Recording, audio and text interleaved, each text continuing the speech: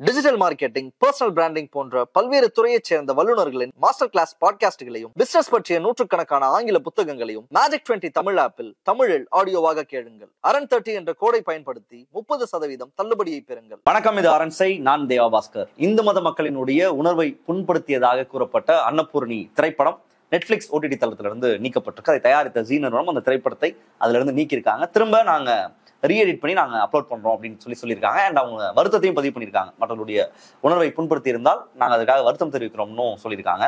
இந்த திரைப்பட சர்ச்சை தொடர்பாக நம்ம போர்தாஸ் அண்ணன் அவங்களாம் வந்து தன்னுடைய கருத்துக்கள்லாம் பதிவு பண்ணியிருக்காரு.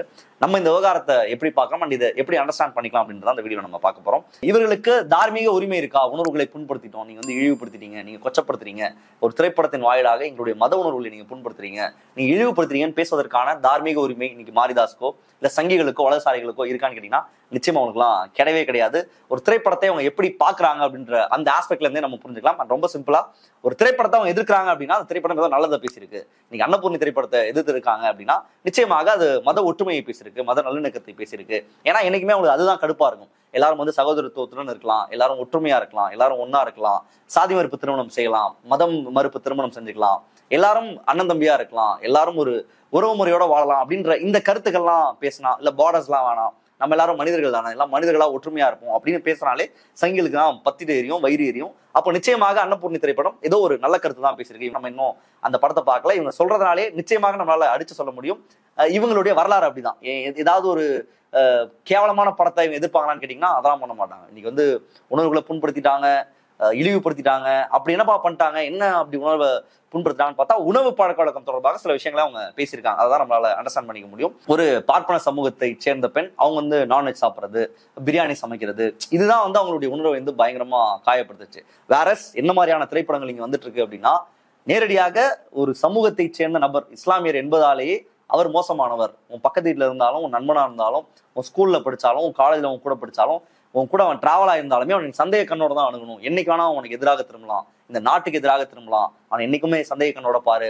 ஒரு இன அழிப்பையே நம்மளுடைய பூமியில அவங்க பண்ணியிருக்காங்கன்ற பேசக்கூடிய காஷ்மீர் ஃபைல்ஸ் திரைப்படத்தை கொண்டாடக்கூடிய நபர்கள், அதாவது அவர்களுடைய எண்ணத்துல இருந்து அவங்களுடைய உடையில எல்லாமே, அவங்களுக்கு சுத்தி இருக்கிற எல்லாமே மோசமானது, அவங்களை வந்து நீ சந்தேக கண்ணோட தான் அணுகணும்னு பேசக்கூடிய படம் வந்து சிறந்த படம், வரலாற்றை பதிவு செய்கிற படம், அது வரலாற்றை நமக்கு நினைவூட்டக்கூடிய ஒரு படம், எவ்வளவு கொடுமைகள் இங்க நடந்திருக்குன்றதை காட்டக்கூடிய படமாக காஷ்மீர் ஃபைல்ஸ் இருக்கான். ஒரு உணவு விஷயத்துல ஒரு கருத்தை வந்து ஒரு இயக்குனர் முன்வைக்கிறாரு, ஒரு திரைப்படம் முன்வைக்குது அப்படின்றது ஒரு ஆக கொடூரமான திரைப்படம், அது வந்து நிச்சயமாக நீக்கப்படணும் அப்படின்ற அந்த கருத்தை வலியுறுத்துது அப்படின்ற அளவுல தான் என்னுடைய புத்தி இருக்கு. தமிழ்நாட்டுல ஜெய்பீம்னு ஒரு திரைப்படம் வெளியானது. அந்த திரைப்படத்தினுடைய மைய கருத்து என்ன, அந்த திரைப்படம் என்ன பேசுறது அப்படின்னு கேட்டீங்கன்னா, இருளர் பழங்குடி மக்களுக்கு என்ன அநியாயம்லாம் நிகழ்த்தப்படுது, அரசு அதிகாரமா அவங்களை எப்படி ட்ரீட் பண்ணுது, எப்படி தேவையில்லாத பொய் கேஸை தூக்கி உள்ள போடுறாங்க, அவளை எவ்வளவு சித்திரவதைகளுக்கு உள்ளாக்குறாங்கன்ற விஷயத்தை பேசும்பொழுது ஒட்டுமொத்த தமிழ்நாடு அரசு உட்பட மக்கள் அனைவருமே அந்த ஜெய்பீம் திரைப்படத்திற்கு ஆதரவாக, அந்த ஜெய்பீம் திரைப்படத்துல அது ஒரு மனிதருக்கு இழைக்கப்படுற அநீதி தொடர்பாக பேசுறாங்க. இப்படிலாம் நடந்துட்டு இருக்கா, இதை எப்படி சரி பண்ணலாம், இதுக்காக ஒரு கமிஷன் போடலாமா, என்னென்ன பண்ணலான்றதுதான் இந்த திரைப்படத்தை சுற்றி பேச பொருளாக இருந்தது. ஆனா அந்த திரைப்படத்தோட ரிலேட்டே பண்ணிக்க முடியாத ஒரு கும்பல் இருந்ததுன்னா சங்கிகள் தான். அவங்க வந்து எப்படி நீங்க எப்படி காமிக்கலாம், இதெல்லாம் எங்க நடந்துட்டு இருக்கு, அண்ட் பாருங்க அந்த திரைப்படத்துல வந்து அக்னி சட்டி இருக்குன்னு சொல்லி இந்த பிரச்சனையை பூதாகரப்படுத்தக்கூடிய, அதாவது யார் ஒடுக்குமுறை நிகழ்த்துறாரோ அந்த ஒடுக்குமுறை செய்யற நபர் கூட தன்னை ரிலேட் பண்ணிக்கிட்டு அந்த ஒடுக்குமுறை நிகழ்த்துகிற நபர்களாக தான் வலதுசாரிகள் இன்னைக்குமே இருந்திருக்காங்க. அதுக்கு ஒரு கிளாசிக் எக்ஸாம்பிள் தான் ஜெய்பீம் கேஸ். இந்த ஜெய்பீம் பட விவகாரத்துல நம்ம மாரிதாஸ் யாருக்கு வீடியோ போட்டிருப்பாருன்னா சூர்யா ஃபேமிலியை திட்டி போட்டிருப்பாரு. அவங்கள பத்தி பேசலாமா, சூர்யா ஃபேமிலி இதை பத்தி பேசலாமா, சூர்யா யாரு, ஜோதிகா யாரு, சிவகுமார் யாரு, கார்த்தி யாருன்னு பேசிட்டு இருப்பாரு. அப்போ இவங்களுடைய அறிவு, திரைப்படம் தொடர்பான அறிவு, இல்ல ஒரு திரைப்படம் என்ன கன்வே பண்ணுது அப்படின்ற அந்த ஒரு எம்பத்தி, ஒரு இறக்கம்லாம் இருக்கான்னு கேட்டீங்கன்னா அதெல்லாம் நிச்சயமா கிடையவே கிடையாது. அவர்களுக்கு எல்லா விஷயத்திலையும் அரசியல் பண்ணணும், இல்ல யார் ஒடுக்குமுறை நிகழ்த்துறானோ, யார் ஒற்றுமையை பேசுறானோ, யார் வந்து பாதிக்கப்படுற மக்களுக்கு ஆதரவாக நின்று பேசுறானோ அவனை வந்து கேரக்டர் அசாசினேட் பண்றது, அவர்களை இழிவுபடுத்துறது, அவர்களை அசிங்கப்படுத்துறது, அதுதான் சங்கிகளுடைய தொடர்ச்சியான வேலை. மெர்சல் திரைப்படம் நிறைய விஷயத்தை பேசியிருக்கும். ரொம்ப மையமாக ஒரு கார்பரேட் மயமாகக்கூடிய மருத்துவத்துறை, அதை எப்படி நம்ம சரி பண்ணலாம் அந்த விஷயத்த பேசியிருப்பாங்க. ஆனா அந்த திரைப்படத்துல ஏதோ ஒரு பிட்டு சீன் எடுத்துட்டு வந்து அங்க கோயிலுக்கு பதிலாக ஹாஸ்பிட்டல கட்ட சொல்லிட்டாரு, எப்படி நீ வந்து ஹாஸ்பிட்டல கட்டலாம், இப்ப சர்ச்சா இருந்தா நீ விட்டுருப்பியா, ஜோசப் விஜய் பாருங்க பிடிச்சிட்டேன், விஜய் வந்து கிறிஸ்டியன், அதனால வந்து கோயில் கட்ட வேணாம், ஹாஸ்பிட்டல் கட்ட சொல்லிட்டாருன்னு சொல்லி அதுல இருந்து ஒரு பிட் எடுத்துட்டு வந்து ஹெச் ராஜா உட்பட அந்த கட்சியினுடைய மொத்த நபர்களும் விஜய் வந்து ஜோசப் விஜய்னு பிராண்ட் பண்ணி அவரை இழிவுபடுத்திட்டு இருந்தாங்க. அப்போ இவருடைய திரைப்பட அறிவு, இவருடைய சமூகம் குறித்த பார்வை எல்லாமே மதம் சார்ந்த அரசியல், மற்றவர்களை நம்ம பக்கத்திலே நெருங்க விடாம ஒரு வெறுப்பை எப்பவுமே கக்கிட்டு இருக்கக்கூடிய ஒரு அரசியல் தான் உங்களுடைய கேவலமான அரசியல். அதுதான் இந்த திரைப்படத்திலும் வெளியாகிருக்கு. இவங்க வந்து அன்னபூர்ணி திரைப்படம் இல்லை, எந்த திரைப்படம் வந்தாலும் சரி இவங்களுக்கு அதுல ஏதாவது வெறுப்ப கக்கணும். அண்ட் அவங்க வந்து எவ்வளவு ஒரு கொத்தடிமையா இருக்காங்கன்றதுக்கு இதுதான் ஒரு கிளாசிக் எக்ஸாம்பிள். விடுதலை சிறுத்தைகள் கட்சியினுடைய தலைவர் தொல் திருமாவளவன் அவர்கள் சொல்லுவாங்க, இந்தியாவினுடைய இந்த அமைப்பு எப்படி வேலை செய்யுதுன்றதை ரொம்ப ரொம்ப சிறப்பா அவங்க சொல்லியிருப்பாரு எடுத்துக்காட்டோட. என்னன்னா, உயர் சாதி ஏழைகளுக்கான 10% இடஒதுக்கீடு. இன்னைக்கு வந்து தமிழ்நாட்டுல வன்னியர் சமூக மக்கள் அவங்க இடஒதுக்கீடுக்காக இன்னும் போராடிட்டு இருக்காங்க. ஏற்கனவே ஒரு இடஒதுக்கீடை பெற்று ஒரு உள்ஒதுக்கீடுக்காக அவங்க போராட்டத்தில் ஈடுபட்டு இருக்காங்க. ஜாட் சமூக மக்கள் போராட்டம் பண்ணிட்டு இருக்காங்க. மராத்தா இடஒதுக்கீடு தொடர்பான ஒரு போராட்டம் நடந்துட்டு இருக்கு. இப்படி இடஒதுக்கீடு அப்படின்றது ஒரு வாழ்வாதாரத்தை டிட்டர்மைன் பண்ணக்கூடிய ஒரு ஃபேக்டர். எல்லா சமூக மக்களும் தங்களுக்கான பிரதிநிதித்துவத்துக்காக தொடர்ச்சியாக போராட்டங்கள் ஈடுபட்டு வரதை நம்ம பார்த்துட்டு இருக்கோம். ஆனா இந்த உயர் சாதி ஏழைகளுக்கான இடஒதுக்கீடு அப்படின்றது கூட நிறைவேறி இருக்கும். அதாவது அதுக்கான போராட்டம் எங்க நடந்துச்சு, யார் அந்த டிமாண்ட் முன் வச்சா, எத்தனை வருஷமா இதுக்கான போராட்டம் இருக்கு, வன்னியர் சமூகத்திற்கான அந்த போராட்டம், எம்பிசிக்கான அந்த போராட்டம்ன்றது அது வரலாறு இருக்கு. அவர்கள் வந்து ஒரு மிகப்பெரிய போராட்டத்தை முன்னெடுத்து தான் தங்களுக்கான இடஒதுக்கீடு உரிமையை பெற முடிஞ்சாங்க. 22, 23 பேர் சுட்டு கொலை செய்யப்பட்டாங்க. அவ்வளவு பெரிய போராட்டத்தை அந்த மக்கள் சந்திச்சிருக்காங்க. அதுக்கப்புறம் தான் இடஒதுக்கீடு. இப்படி எந்த சமூகத்துக்கு நீங்க எடுத்துக்கிட்டாலும் அந்த சமூகத்திற்கான போராட்டம்ன்றது இருக்கும். அதற்கு பிறகுதான் இந்த இடஒதுக்கீடு உரிமை எல்லாம் கொடுக்கப்படும். ஆனா உயர்சாதி ஏழைகளுக்கான இந்த இடஒதுக்கீடு அப்படின்றது எப்படி நடைமுறைப்படுத்தப்படுது? டப்புன்னு வந்திருக்கும். அப்படியே நம்ம வந்து கண்ணிமைக்கிற நேரத்தில் திடீர்னு வரும், பில்லு பாஸ் ஆயிடுச்சு, அவ்வளவுதான் வந்துருச்சு. எக்கனாமிக்கலி வீக்கர் செக்ஷனுக்கான அந்த இடஒதுக்கீடு. அப்போ எவ்வளவு பவர்ஃபுல்லா அவங்க இருக்காங்க, இந்த பவர் ஸ்ட்ரக்சர்ல இந்த சிஸ்டம் அவங்களுக்கு எவ்வளவு அனுகூலமாக இருக்கு, எவ்வளவு சிறப்பாக அவர்கள் ஏற்றாவாறு வேலை செய்யுது அப்படின்றதை திருமாவளவன் சுட்டிக்காட்டுவார். அது திரைப்படம் விவகாரத்துல கூட நம்ம எடுத்துக்கலாம். இன்னைக்கு வந்து ஒரு திரைப்படம் பிடிக்கல, திரைப்படம் வந்து ஒருத்தருடைய உணர்வை புண்படுத்துது அப்படின்னு சொல்லி யாராவது வந்து ஒரு மிகப்பெரிய ஒரு மேசிவ் ப்ரொடெஸ்ட் நடந்து அன்னபூர்ணி திரைப்படம் நீக்கப்பட்டுச்சா, எல்லாரும் வந்து குரல் கொடுத்தாங்களா, சமூக வலைதளமே அப்படியே ரொம்ப ஃபயரா இந்த விஷயத்தை பத்தி பேசிட்டு இருந்தாங்களான்னு கேட்டீங்கன்னா அப்படிலாம் யாருமே கிடையாது. தமிழ்நாட்டுல மாறி போட்ட வீடியோவே பாதி பேர் பார்த்துருக்க மாட்டாங்க. இந்த மாதிரி இந்த திரைப்படம் ஒரு பேசு பொருளாக கூட மாறல. அப்போ வட இந்தியாலையும் ஒரு மிகப்பெரிய பிரச்சனையாச்சா, ஒரு மிகப்பெரிய அளவுல இந்த படம் பலருடைய உணர்வுகளை புண்படுத்தி இருக்கு, உடனடியாக நீக்கப்படணும் அப்படின்ற அந்த கிரக்ஸை வச்சு ஒரு மிகப்பெரிய போராட்டம் முன்னெடுத்தப்பட்டுச்சான்னு கேட்டீங்கன்னா அப்படிலாம் கிடையாது. ரொம்ப சிம்பிளா இன்ஃபேக்ட் இதுல வந்து எத்தனை பார்ப்பன சமூகத்தை சேர்ந்தவர்கள் இன்வால்வ் ஆகி இதுக்கு எதிராக குரல் கொடுத்தான்னு கேட்டீங்கன்னா அதுவும் பெரிதாலாம் கிடையாது.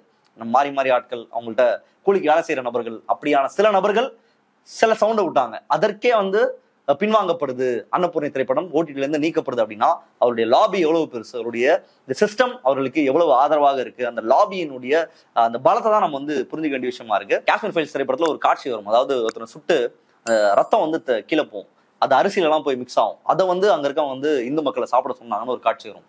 அதெல்லாம் வந்து ரொம்ப கொடூரமா இருக்கும். அப்படியே நெத்தி பொட்டுல வந்து பொட்டு இருக்கும், அந்த இடத்துல கரெக்டா சுடுவாங்க. இப்படி ஒரு அவர்கள் வந்து நம்ம இந்து மக்களை வந்து ரொம்ப கொடூரமா இஸ்லாமியர்கள் பாக்குறாங்க அப்படின்ற ஒரு பார்வை இந்த திரைப்படம் ரொம்ப மோசமா அப்படியே வலிந்து திணிச்சிருப்பாங்க நிறைய காட்சிகளை. அந்த திரைப்படத்தை எல்லாத்தையும் பாஜக ஆளக்கூடிய மாநிலங்கள்ல ப்ரொமோட் பண்ணாங்க, எல்லா மாநிலங்களையும் ப்ரொமோட் பண்ணாங்க.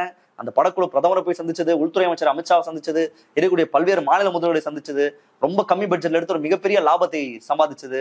இப்படி வெறுப்பை பரப்புனா நிச்சயமாக நமக்கு அரசினுடைய ஆதரவு இருக்கு, நம்ம நிறைய சம்பாதிக்கலான்றதுக்கு எக்ஸாம்பிளாக அந்த திரைப்படம் அமைஞ்சது. அதுக்கப்புறம் இந்த கேரளா ஸ்டோரின்னு ஒரு திரைப்படம் வந்துச்சு, அது ஒரு கேரியட்ட திரைப்படம். அடுத்தது வேக்சின் வாருங்கிற ஒரு திரைப்படம். இப்போ கோட்ஸேவுடைய நியாயம் என்ன, கோட்ஸேக்கு ஒரு நியாயம் இருக்குல்ல காந்தி குணத்துக்கு, அப்படிங்கிற ஒரு திரைப்படம் வர இருக்கு. இப்படி கேவலமான குப்பை திரைப்படம், அதுவும் இந்தியாவினுடைய ஒரு அந்த பேசிக் எசன்ஸை கிழிக்கக்கூடிய திரைப்படம் எல்லாம் தொடர்ச்சியாக வந்து கொண்டே இருக்கு. அதெல்லாம் இவர்களுக்கு எந்த பிரச்சனையும் ஏற்படுத்தியதே கிடையாது. அதாவது மாரிதாஸ் பேசுறது பார்க்கும்போது சமசீப்பா இருந்தது. என்னன்னா, வெஜ் சாப்பிட்றவங்க நான்வெஜ் சாப்பிட்றவங்க டிஸ்கிரிமினேட் பண்றாங்களாம், இழிவுபடுத்துறாங்க. அதுக்கு ஒரு கனெக்ஷன் போடுவார்ல, திமுக, நயன்தாரா, விக்னேஷ் சிவன், உதயநிதி ஸ்டாலின், திமுக, அங்கிருந்து திக, வீரமணி, இப்படின்னு ஒரு கேவலமான ஒரு கால்குலேஷன் வேற போட்டிருந்தாரு. எல்லா இடத்துலையும் வெஜ் சாப்பிட்றவங்க தான் நான்வெஜ் சாப்பிட்றவங்கள அசிங்கப்படுத்துறது, இழிவுபடுத்துறது, மலினமா பாக்குறது, புள்ளி பண்றது, இது எல்லாமே ஒரு சைவ உணவு சாப்பிடுறவர்கள் தான் அசைவம் சாப்பிடுறவர்களை ஏளனமா செய்யற விஷயம் எல்லாம் நம்ம எல்லாருமே நடந்திருக்கும். டைரக்டா ஒரு நான்வெஜ் சாப்பிட்றவன் வெஜ் சாப்பிட்றவனை பார்த்து இழிவெல்லாம் பேசவே மாட்டான். இன்ஃபேக்ட் ரொம்ப ஒரு கேவலமா ஒரு சீப்பா பாக்குற அந்த பார்வை எல்லாமே வெஜ் சாப்பிட்றவங்க தான் நான்வெஜ் சாப்பிட்றவங்க தொடர்ச்சியாக செஞ்சுட்டே இருக்காங்க. அதுக்கு வந்து நம்ம நிறைய உதாரணங்களை எடுத்துட்டே இருக்கலாம். சென்னையில வந்து ரொம்ப சாதாரணமா வீடு தேனாவே நம்ம ஈஸியா கண்டுபிடிச்சலாம். வெஜ் ஒன்லி அப்படின்ற அந்த ரொம்ப ரொம்ப சட்டிலா அதை கேட்பாங்க, நீங்க வந்து யாரு அப்படின்றதை ரொம்ப அப்படியே ஒரு என்ன வாழைப்பழத்துல ஊசி ஏத்துற மாதிரி நீங்க யார் அப்படின்னு தெரிஞ்சுக்கிறது, உங்களோட ஜாதி என்னன்னு தெரிஞ்சுக்கிறதுக்கு இன்னைக்கு வரைக்கும் இப்ப நீங்க சென்னையில வீடு தேடினாலும் நிச்சயமாக எல்லாம் நடந்துட்டு தான் இருக்கு. இங்க இருக்கக்கூடிய பிரியாணி கடைகளை பார்த்து யாரும் இழிவுபடுத்துறாங்கன்னா பாஜக தான் இழிவுபடுத்திட்டு இருக்கான். தமிழ்நாடு முழுக்க நிறைய பிரியாணி கடை வந்துருச்சு, நைட் ஃபுல்லா பிரியாணி ஷாப் ஓப்பன் பண்ணி வச்சிருக்காங்க. இதனால ஆண்மை குறைபாடு ஏற்படுது. டைரக்டா வேற ஒரு லிங்க் போட்டாங்க, முஸ்லீம் பிரியாணி கடை நடத்துறாங்க, அதை சாப்பிட்ற இந்துக்களுக்கு வந்து ஆண்மை குறைபாடு வந்துருச்சு. 19வது உருட்டி ஒரு மிகப்பெரிய பிரச்சனை ஏற்படுத்தியிருப்பாரு. அது பாஜக ஒரு டைரக்டான ஒரு ஆதரவாளர் தான், அவர் இந்த பிரச்சனையை கிளப்பி விட்டுருந்தாரு. சுமன் ஸ்ரீராமன் அவர்கள், என்ன தீபாவளி அன்னைக்கு நீங்க நான்வெஜ் சாப்பிடுறீங்க, என்ன இவ்வளவு கூட்டம் இருக்கு நான்வெஜ் கடையில, ஏன் என்ன இது புது கலாச்சாரம், நீங்க நான்வெஜ் சாப்பிட்டா சாப்பிட்டு போங்க, அதே வந்து நீங்க பப்ளிசைஸ் பண்ணிட்டு இருக்கீங்க, ஏன் வந்து பீட்லாம் போட்டுட்டு இருக்கீங்க, ஏன் எல்லாரும் இது பண்ணிட்டு இருக்கீங்க, தூண்டி விட்டுட்டு இருக்கீங்க நான்வெஜ் சாப்பிட்றேன்னு. அப்போ நான்வெஜ் சாப்பிட்றது இழிவா பாக்குறது, கேவலமா பாக்குறது, அது சாப்பிட்டா செத்து போயிடுவான்னு சொல்றது, ஆண்மை குறைபாடு வந்துடும் சொல்றது, இல்ல அவர்களை வந்து இழிவா பாக்குறது, கேவலமா அந்த சாப்பாடையே கொச்சைப்படுத்தி பாக்குறது அப்படின்ற அந்த பார்வை எல்லாமே வெஜ் சாப்பிட்றவர்கள் தான் இருக்கு. அதை டைரக்டா இங்க இன்ஃபெக்டும் பண்ணிட்டு இருக்காங்க, எல்லாருமே திணிச்சிட்டும் இருக்காங்க. இன்னைக்கு வந்து நம்ம ரேண்டமா ஒரு கல்யாணத்துக்கு போறோம்னா அங்க இருக்கக்கூடிய சாப்பாடு எல்லாமே நான்வெஜ் மாதிரியே இருக்கும். ஒரு ஃபிஷ் ஷேப்ல ஒன்று இருக்கும், போய் சாப்பிட்டா வாழைக்காவா இருக்கும், திரும்ப சிக்கன் லெக் பீஸ் மாதிரி இருக்கும், பார்த்தா சோயா அப்படின்னுவாங்க. அதாவது நான்வெஜ் சாப்பிடணும்னு விரும்புற மக்களை வெஜ்ஜா நான்வெஜ்ஜா மாத்தி பார்த்து நீங்க சாப்பிட்டுக்கோங்கன்னு சொல்ற ஒரு கேவலமா அதை நான்வெஜ் சாப்பிட்ற மக்கள் மீது திணித்து இருக்கக்கூடிய ஒரு சமூகமா தான் நம்ம இன்னைக்கு இருக்கோம். அப்போ தொடர்ச்சியாக ஒரு சைவம் சாப்பிடுறவர்கள் தான் அசைவம் சாப்பிடுறவர்களை கேவலமாக கொச்சையாக பார்த்துட்டு இருக்காங்க. அதனால இந்த மாரியோட உருட்டு இங்க வந்து அப்படியே டிஸ்கிரிமினேட் பண்றாங்க. நான்வெஜ் சாப்பிட்றவங்க இதுக்கு பின்னாடி திமுக இருக்கு, நயன்தாரா ஆப்ரேட் பண்ணுதுன்னு அவர் இந்த உருட்டு எல்லாம் ரொம்ப மகா மட்டமான கேவலமான உருட்டு. இன்னைக்கு ஒரு படம் வருது, ஒரு படம் வந்து டைரக்டா இஸ்லாமியர்களை கொச்சைப்படுத்துது. அந்த திரைப்படம் தொடர்பாக எந்த ஒரு அவரெல்லாம் பேசுனதா கிடையாது. இன்ஃபேக்ட் இந்த வீடியோ எல்லாம் இஸ்லாமிய நண்பர்கள் எல்லாம் சொல்றாரு அவரு, இதை விட ஒரு அசிங்கம் கேவலம் இருக்கவே முடியாது, தயவு செய்து இப்படிலாம் அவர் பேச வேணாம். இது அசிங்கமா கூட திட்டிக்கலாம் நீங்க இஸ்லாமியர்கள். மாரிதாஸ் அவர்கள் வந்து இஸ்லாமிய நண்பர்கள்னு அவர் சொல்றாரு அந்த வார்த்தையை. இவர் எவ்வளவு வன்மத்தை கக்கியிருக்காரு அவங்க மேல. ஒரு மதத்தின் பேரை கொண்டிருக்கிறதுனாலேயே அவர்களை மதவாதியாக சித்தரித்து அவர்களை வந்து தீவிரவாத இயக்கத்துடன் தொடர்பு இருக்கின்றதெல்லாம் பேசுற நபர் தான் இவர். வெறும் இஸ்லாமிய பெயர் கொண்டதாலேயே அந்த தூக் ஜிஹாத், எச்சில் ஜிஹாத் அப்படின்றதை பரப்புறாங்க, நேரடியாக குற்றம் சுமத்திய நபர் தான் இந்த மாரிதாஸ் அவர்கள். இன்னைக்கு வந்து இஸ்லாமிய நண்பர்கள் வந்து புரிஞ்சுக்கணும், இஸ்லாமிய நண்பர்கள் வந்து தெரிஞ்சுக்கணும்ன்றாரு. நீங்க தயவு செஞ்சு அவங்களை அசிங்கமா கூட திட்டுங்க, அவர் நண்பர்கள்லாம் சொல்லி அவர்களை கொச்சைப்படுத்தாதீங்க. அதுக்கு மேல அவங்களுக்கு ஒரு அசிங்கம் அவமானம் இருக்கவே முடியாது. அண்ட் காஷ்மீர் ஃபைல்ஸ் திரைப்படத்தையோ இல்ல இந்த கேரளா ஸ்டோரி திரைப்படத்தையோ இல்ல இஸ்லாமியர்களை தீவிரவாதிகளாக சித்தரிக்கக்கூடிய திரைப்படங்களையோ பத்தி பேசும்போது அவர் சொல்றது வந்து, ஏன் பண்ணலையா அவங்க தீவிரவாத செயலில் அவர்கள் ஈடுபடலையா அப்படின்ற ஒரு கருத்தெல்லாம் முன்னுக்குதான் நம்ம பார்க்க முடியுது. இன்ஃபேக்ட் இன்னைக்கு வந்து நம்ம ஒரு குழந்தைய, ஒரு ஸ்கூல் போற குழந்தைய நீங்க வந்து ஒரு டெரரிஸ்டோட போட்டோ வரேன்னு சொன்னா அந்த பொண்ணு நிச்சயமா அந்த பொண்ணும் பையனும் ஒரு தாடி வச்சிருக்கக்கூடிய, ஒரு டர்பன் கட்டிட்டு இருக்கக்கூடிய ஒரு இஸ்லாமியருடைய உருவத்தை தான் வரைவாங்க. ஏன்னா அந்த அளவுக்கு பொதுபத்தியில இவர்கள் தான் டெரரிசம்ல ஈடுபட்டு இருக்காங்க, தீவிரவாத செயல்களில் ஈடுபட்டு இருக்காங்க, இவர்கள் மோசம் அப்படின்றதை கற்பிதம் செய்து வச்சிருக்கு இங்க இருக்கக்கூடிய உலகத்தை தீர்மானிக்கக்கூடிய நபர்கள் எல்லாரும் அதை கட்டமைச்சிருக்காங்க. இந்தியாவிலும் அது கட்டமைக்கப்பட்டிருக்கு. ஆனா எது உண்மை, அவர்கள் மட்டும்தான் ஒரு தப்பான செயலை செஞ்சாங்கன்னு கேட்டீங்கன்னா கிடையாது. இன்னைக்கு வந்து நம்ம ரீசன்ட் பாஸ்ட்ல எத்தனை கன் ஷூட்டிங் அமெரிக்கால நடந்திருக்கு அப்படின்னு எடுத்துக்கிட்டோம்னா கிட்டத்தட்ட ஒரு அவ்வளவு கன் ஷூட்டிங் நடக்கும். திடீர்னு ஒருத்தன் போவான், ஒரு ஸ்கூல்ல இருக்கிற குழந்தைங்களை சுட்டு கொண்டுடுவான், ஒரு 12 பேரை சுட்டுக் கொள்வான். ஆஸ்திரேலியாவில் நடக்குது, நியூசிலாந்துல நடக்குது.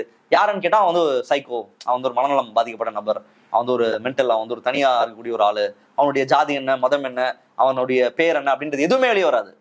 ஒரு சைக்கோ மனிதன், ஒரு மனநலம் பாதிக்கப்பட்ட மனிதர், அவர் போய் உள்ள போய் டப்பு சுட்டுட்டு வந்துட்டாரு அப்படின்ற அளவுலதான் அந்த விஷயம் முடியும். அதுவே ஒரு இஸ்லாமியராக இருந்திருந்தால் உடனடியாக அவர் பின்னாடி ஒரு கற்பிதத்தை முன் வச்சு அவங்க அப்படி பண்றாங்க இப்படி பண்றாங்கன்ற ஒரு மிகப்பெரிய ஒரு அரசியலே இங்க இருக்கக்கூடிய உலக பெருமுதலாளிகள் தொடர்ச்சியாக திணிச்சிட்டே இருக்கிறது நம்மளால பாத்துக்க முடியுது. நம்ம சொல்ற விஷயம் அப்படின்றது எல்லா மதத்திலையும் தவறு செய்கிற நபர்கள் இருக்காங்க. ஒரு மதத்தையே அதுக்காக குற்றம் சுமத்தி அவர்களை தனிமைப்படுத்தி அவர்களை தொடர்ச்சியாக ஒரு பயத்துல அவங்களை வந்து ஒரு தனிமைப்படுத்தி வச்சிருப்பது அப்படின்றது நிச்சயமாக எந்த வகையிலும் ஏற்றுக்கொள்ள முடியாத ஒன்று. அதெல்லாம் செஞ்சுட்டு இருக்கக்கூடிய மாரிதாஸ், அதெல்லாம் செஞ்சுட்டு இருக்கக்கூடிய சங்கிகள், அதெல்லாம் செஞ்சுட்டு இருக்கக்கூடிய வலதுசாரிகள் இன்னைக்கு அன்னபூர்ணி திரைப்படம் வந்து உணவு பழக்கத்துல ஒரு தவற கண்டுபிடிச்சிட்டாங்க, தப்பா சொல்லிட்டாங்கன்னு குதிக்கிறது இருக்குல்ல, அதெல்லாம் எந்த வகையிலும் ஏற்றுக்கொள்ளவே முடியாத ஒன்று. அதுக்கான தகுதியோ தராதரமோ சங்கிகளுக்கோ வலதுசாரிகளுக்கோ மாரிதாஸோ நிச்சயமாக கிடையவே கிடையாது. அவர்களை மனிதர்களாகவே பார்க்கிற நபர்கள் கிடையாது. அவர் மனிதர்களை சாதியாக, மதமாக எப்படி பிரிச்சு பார்க்கலான்ற புத்தி கொண்ட நபர்கள். ஸோ அவர்கள் பண்ண பிரச்சனால இந்த படம் ரிலீஸ் தடையாயிருச்சு, அந்த படம் நீக்கப்படுச்சு. அவங்க கொண்டாடத்தெல்லாம் இருக்கலாம். இந்த இடத்துல நான் ஒரே ஒரு சின்ன ஒரு கதை மட்டும் சொல்ல விரும்புறேன். பாய் இந்த ஸ்ட்ரிப்ட் பைஜாமாஸ் அப்படின்ற ஒரு கதை இருக்கு. அந்த கதை வந்து எப்படி ஹிட்லரனுடைய அந்த ஆட்சி காலத்துல, நாஜிகளினுடைய ஆட்சி காலத்துல எவ்வளவு கொடூரமாக அந்த அட்மாஸ்பியர் இருந்துச்சு அப்படின்னு சொல்லி ஒரு ரொம்ப சூப்பரா அந்த திரைப்படத்தை வந்து எடுத்திருப்பாங்க. ஒரு சின்ன பையன், அந்த ஒரு நாஜி கமாண்டரோட ஒரு கேப்டனோட ஒரு சின்ன பையன், அந்த சின்ன பையன் கூட ஒரு யூத நண்பன் கிடப்பான். கடைசியாக அந்த யூத நண்பனுடைய அப்பாவை தேடி போகும்போது நாஜிக்களுடைய வேலை வந்து அங்க இருக்கக்கூடிய எல்லாரையும் ஒரு மாசா எக்ஸிக்யூட் பண்றது.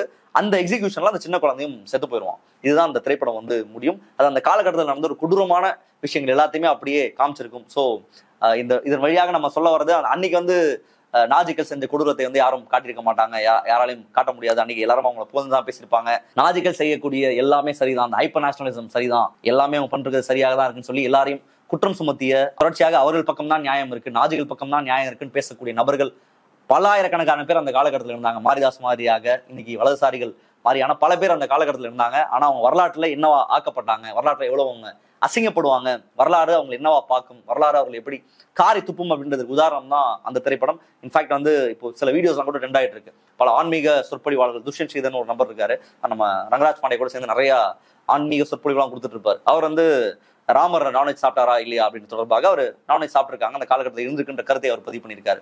ராமர் நான்வெஜ் சாப்பிட்டுருக்காரு, தெளிவா ராமாயணத்துல இருக்கு. ஒரு பார்ப்பன சமூகத்தை சேர்ந்த ஒருத்தர் அவரும் வந்து ராமர் வந்து நான்வெஜ் சாப்பிட்டார் அப்படின்றதை தெரிவிச்சிட்டு இருக்காரு. ராமன் ராமாவதாரத்துல மாம்சம் சாப்பிட்டாருன்னு இருக்கு, வால்மீகி ஸ்பஷ்டமா சொல்றாரு. அப்போ இது எல்லாமே அவர்களை உணர்வுடைய புண்படுத்தல, இது எதுவுமே அவர்களுக்கு பிரச்சனையை ஏற்படுத்தல. ஆனா இந்த விவகாரம் பிரச்சனை ஏற்படுத்துது அப்படின்ற அந்த விஷயத்திலேயே இவர்களுடைய எண்ணம் எங்க இருந்தது, எதனால இந்த பிரச்சனை ஏற்படுத்துறாங்க அப்படின்றத நம்மளால ஈஸியா புரிஞ்சுக்க முடியும். ஸோ வரலாறு நிச்சயமாக உங்களை மன்னிக்கவே மன்னிக்காது. இன்னைக்கு உங்களுக்கு எல்லா வசதிகளும் இருக்கலாம், ஆளுகிற அரசு உங்களுக்கு ஃபேவராக இருக்கலாம். இதை வைத்துக்கொண்டு நீங்க எவ்வளவு வெறுப்பானா பரப்பலாம், ஆனா வரலாற்றுல நீங்க அசிங்கப்படுவீங்க, கேவலப்படுவீங்க. அதை நிச்சயமாக யாராலும் மாற்றவே முடியாது. மற்ற நிகழ்ச்சியை சந்திப்போம். நன்றி, வணக்கம். அரண்சை நண்பர்களுக்கு வணக்கம். அரண்சை ஊடகம் சுயேட்சையாக இயங்குவதற்காகவே உருவாக்கப்பட்டது. நாம் செய்கிற வேலை உண்மையிலேயே மக்களுக்காக செய்கிறோம் என்பதை நீங்கள் நம்பினால், வாய்ப்பு இருந்தால் இந்த ரேசர் பே QR கோடுக்குள்ளே நீங்கள் வந்து அதை ஸ்கேன் பண்ணி எங்களுக்கு உங்களால் இயன்றதை, விருப்பம் இருந்தால் ஆதரவு தெரிவிக்கலாம்.